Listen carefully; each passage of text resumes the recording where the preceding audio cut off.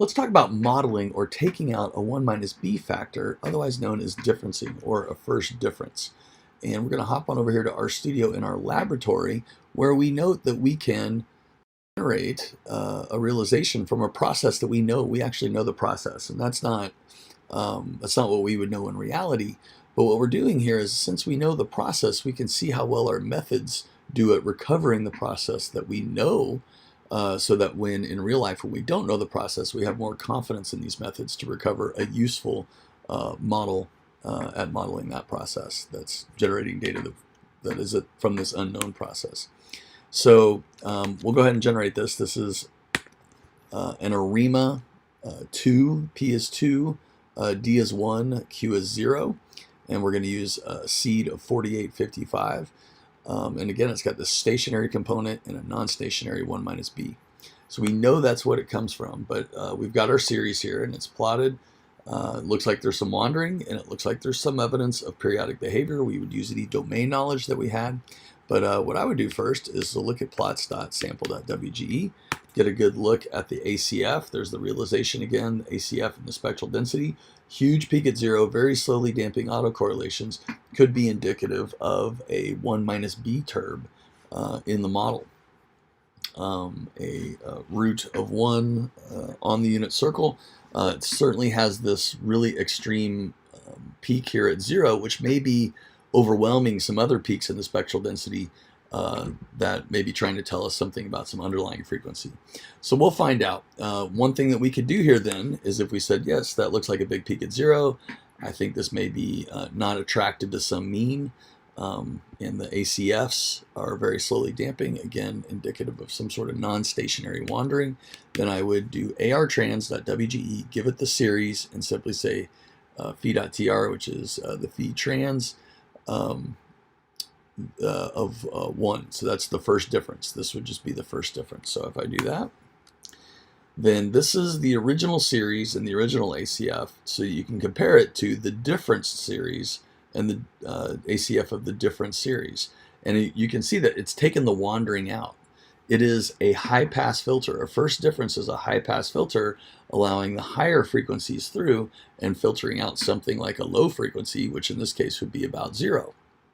So let's check that out. Let's see that we've differenced it, among other things here. This is the ACF and spectral density of the original series. Notice big peak at 0.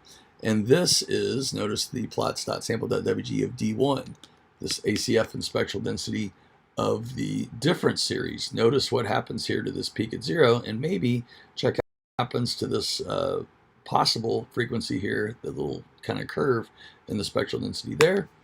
Now that one really pops out because we have filtered out the low frequency. It is a high pass filter, the first difference. And so now this may be evidence of a real frequency just that was being overwhelmed by the wandering piece.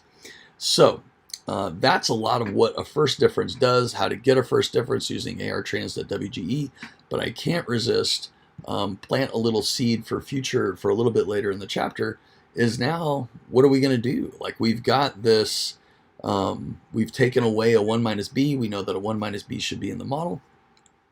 But now we don't have white noise. We look like we still have got some autocorrelation we can model here, and we've done it. So we're in a perfect position right now to go ahead, and again, we'll plant a seed for later on in the chapter. But a good thing to do would be to try to assess through AIC5.wge and pass it in there D1. This looks like maybe a stationary process. Can we model it? And it looks like it could be modeled here with a 2-0. And in fact, right, since we're in our laboratory, we know that it has this.